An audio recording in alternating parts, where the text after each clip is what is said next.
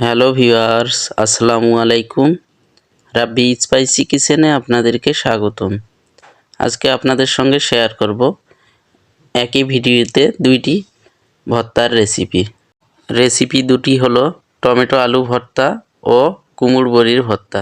সুন্দর এই রেসিপি দুটি দেখার আগে আমার চ্যানেলে যারা নতুন এসেছেন অবশ্যই চ্যানেলটিকে সাবস্ক্রাইব করবেন, আর যারা সাবস্ক্রাইব করেছেন আপনাদেরকে অসংখ্য ধন্যবাদ।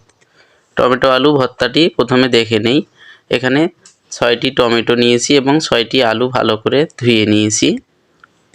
নেওয়ার পর টমেটোগুলোকে গোড়াগুলো একটু কেটে নিব প্রত্যেকটি টমেটোর। এখানে আমি দেশি পাকা টমেটোগুলো নিয়েছি, আপনারা চেষ্টা করবেন পাকা টমেটো নেওয়ার জন্য। টমেটো এবং আলু দেখুন পাতিলের মধ্যে উঠিয়ে ঢাকনা দিয়ে আমি সিদ্ধ করে নিব। পরিমাণ মতো পানি দিয়ে দিয়েছি। ফিরে এলাম 10 মিনিট পর, ঢাকনা সরিয়ে দেখে নিচ্ছি টমেটোগুলো প্রায় সিদ্ধ হয়ে গেছে। কিছুটা পানি রয়েছে, পানিগুলোকে আরও কিছুক্ষণ শুকিয়ে নিতে হবে। দেখুন পানিগুলোকে অবশ্যই শুকিয়ে নিতে হবে। এরপরে টমেটো এবং আলুগুলো পরিপূর্ণ সিদ্ধ হয়ে গেলে চুলা থেকে নিচে নামিয়ে নিতে হবে। এরপরে এখানে হাতের কাছে নিয়েছি 2টি পেঁয়াজ কুচি করে কেটে নিয়েছি, 1টি রসুন কুচি করে কেটে নিয়েছি, 2টি শুকনো মরিচ নিয়েছি। এরপরে আলুগুলোকে ছুলে নিচ্ছি। আলু ছুলে নেওয়ার পর টমেটোগুলোকে ছুলে নিব। দেখুন হালকা গরম অবস্থায় এগুলোকে ছুলে নিতে হবে।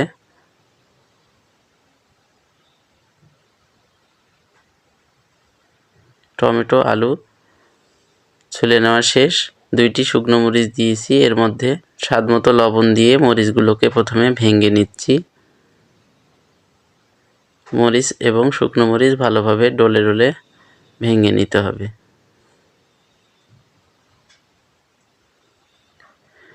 ভেঙে নেওয়া হয়ে গেলে এর মধ্যে দিয়ে দিচ্ছি কুচি করে নেওয়া 1টি রসুন। রসুনটা দিয়ে একটু মেখে নিয়ে এরপরে পেঁয়াজগুলোকে অ্যাড করে দিব। পেঁয়াজ দেওয়ার পর আবারও মেখে নিতে হবে। মেখে নেওয়ার পর এর সঙ্গে অ্যাড করে দিব সরিষার তেল। এখানে 2 চামচ পরিমাণ সরিষার তেল অ্যাড করে দিলাম। এখানে 2টি শুকনো মরিচ নিয়েছিলাম আমি। ঝালটা আপনারা পরিমাণ অনুযায়ী যে যেমন ঝাল খাবেন দিয়ে দিবেন।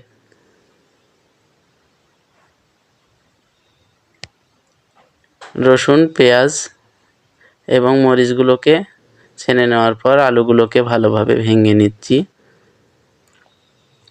নেওয়ার পর টমেটোগুলো ভালোভাবে ভেঙে নিতে হবে। টমেটো এবং আলু ভেঙে নেওয়া হয়ে গেলে দুটোকে একসঙ্গে ভালোভাবে ম্যাশ করে নিতে হবে। নেওয়ার পর সমস্ত উপকরণ একসঙ্গে মিক্স করে নিতে হবে। আমি আবারও কিছুটা সরিষার তেল অ্যাড করে দিলাম, সামান্য লবণ অ্যাড করে দিলাম। দেওয়ার পর ভালোভাবে মেখে নিতে হবে।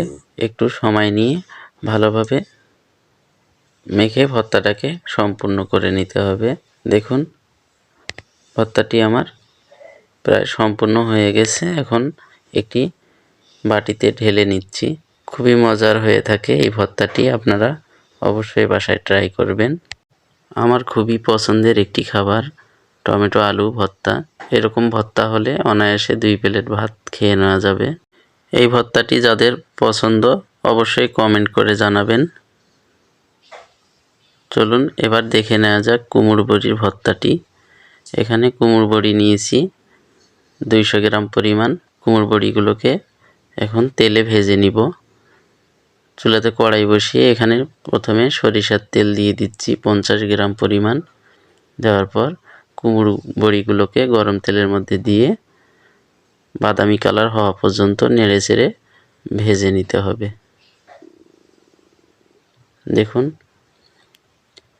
একটু সময় নিয়ে নেড়েচেড়ে বাদামি কালার হওয়া পর্যন্ত ভেজে নিচ্ছি।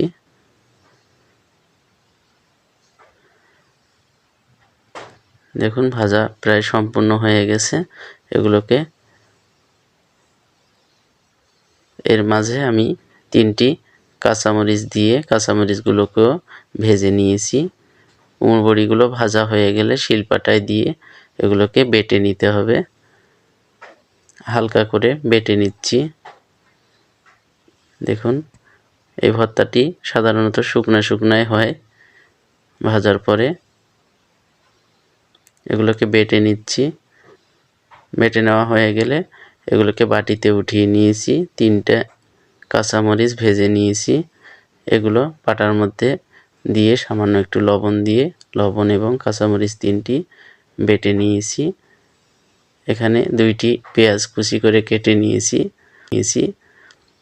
পেঁয়াজ কুচিগুলো এই মরিচের সঙ্গে দিয়ে হালকা করে বেটে নিচ্ছি। হালকা করে বেটে নেওয়া হয়ে গেলে দেখুন প্লেটে উঠিয়ে নিয়েছি কুমড়ো বড়িগুলো বাটার পর। এখন পেঁয়াজ মরিচের সঙ্গে সরিষার তেল অ্যাড করে দিলাম 2 চামচ পরিমাণ।